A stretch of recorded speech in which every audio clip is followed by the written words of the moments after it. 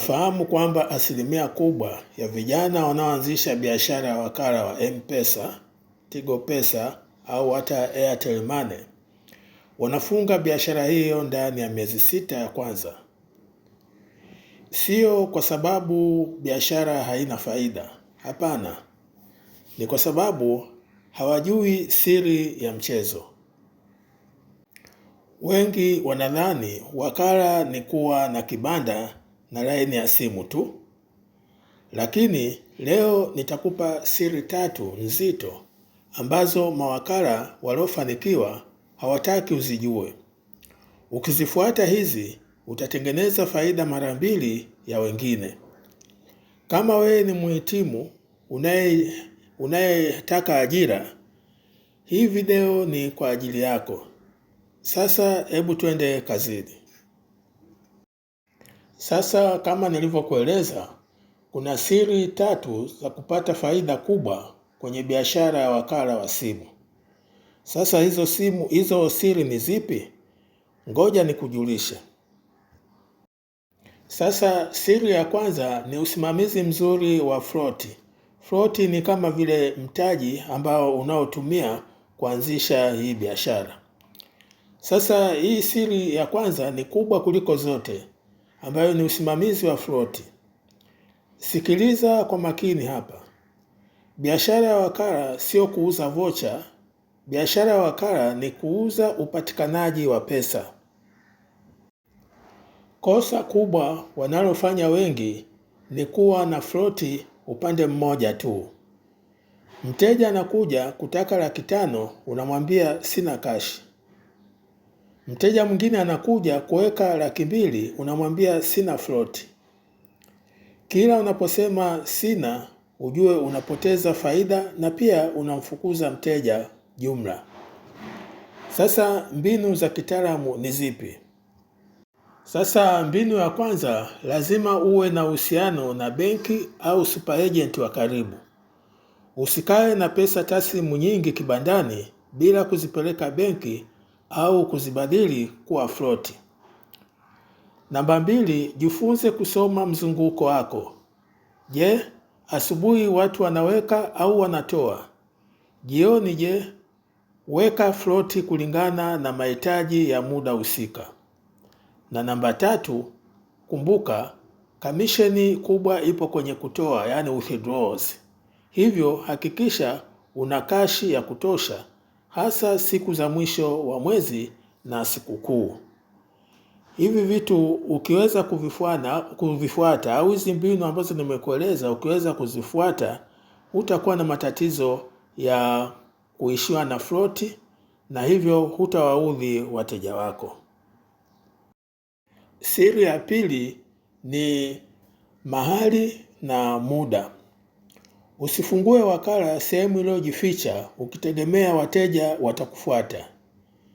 Hii biashara inategemea macho, yaani weka kibanda chako sehemu ambacho watu wanapita na pesa mkononi. Lakini siri kubwa zaidi hapa ni muda. Mawakala wengi wanafunga saa 12 jioni. Lakini utafiti unaonyesha miamala mingi ya dharura inafanyika asubuhi sana, yaani kabla ya kazi, na usiku wakati watu wakirudi majumbani. Ukifungua saa 1 asubuhi na kufunga saa 3 au saa 4 usiku, utapata wateja wengi na wote waliokosa huduma kwa wateja waliofunga mapema. Kwa wale waliofunga mapema, hapo ndipo faida zaidi ya ziada ilipo. Siri ya 3 ni huduma mtambuka au kwa Kiingereza wanasema cross selling. Sasa ni kuwa usiwe unategemea mtandao mmoja ili upate faida kubwa. Lazima uwe unakuwa kama one stop, yani center. Usiwe na M-Pesa peke yake. Weka pia Tigo Pesa, Airtel Money na hata Halo Pesa na kadhalika. Na ni muhimu zaidi uwe na wakala wa benki pia, ambayo itasaidia sana. Miamala ya benki ina kamisheni nzuri sana. Pia ongeza huduma ya kulipia ya luku au ving'amuzi na malipo ya serikali. Hizi huduma zinavuta watu kibandani kwako.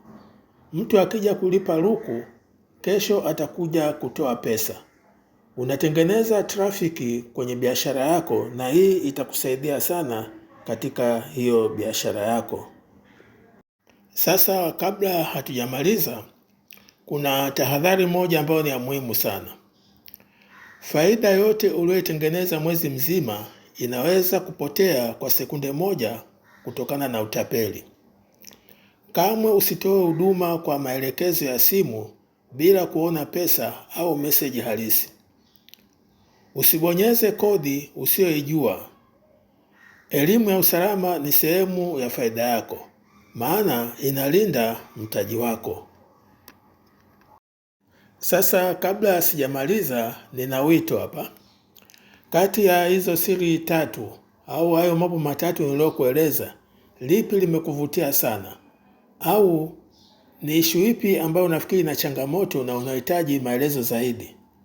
Kwa hiyo kama umevutiwa na ishu moja hapo, bado unaweza ukaniandikia comment au ukasema hicho kilichokuvutia. Lakini pia kama kuna changamoto kati ya hizo 3 nilizokuambia, pia unaweza ukaniuliza na mimi nitakujibu ninavyoweza. La pili ni swala la subscription. Naomba subscribe huduma zetu ili usikose kuona vipindi vyetu vya Tan Business Channel Online Television vinavyotangazwa kila siku saa 2 usiku kwa saa za Afrika ya Mashariki. Sasa tujikumbushe. Kuanzisha biashara ya wakala kunawezekana na kuna faida ukizingatia hizi siri 3 ambazo nimekueleza. Kwanza ni float ya uhakika, pili ni muda wa kazi, na 3 huduma mchanganyiko. Kama unataka nikupe mchanganuo wa mtaji wa kuanzia, yaani ni shilingi ngapi inahitajika kwa kila mtandao, andika neno mtaji kwenye comments hapo chini na nitakuandalia jibu kuhusiana na hilo swali la mtaji. Usisahau kusubscribe kwenye YouTube channel yetu ya How to Start a Business Channel kwa elimu zaidi ya biashara. Tukutane kwenye video ijayo ambayo tutaelezea mambo muhimu kuhusiana na biashara, hasa hizi biashara ndogo ndogo zisizohitaji mtaji mkubwa, lakini pia uzuri wake zina faida kubwa na hazina mambo mengi. Naona niishie hapo. Mimi ni mtayarishaji wa hii video wa How to Start Business Channel, Ali Mwambola. Asante na karibu tena.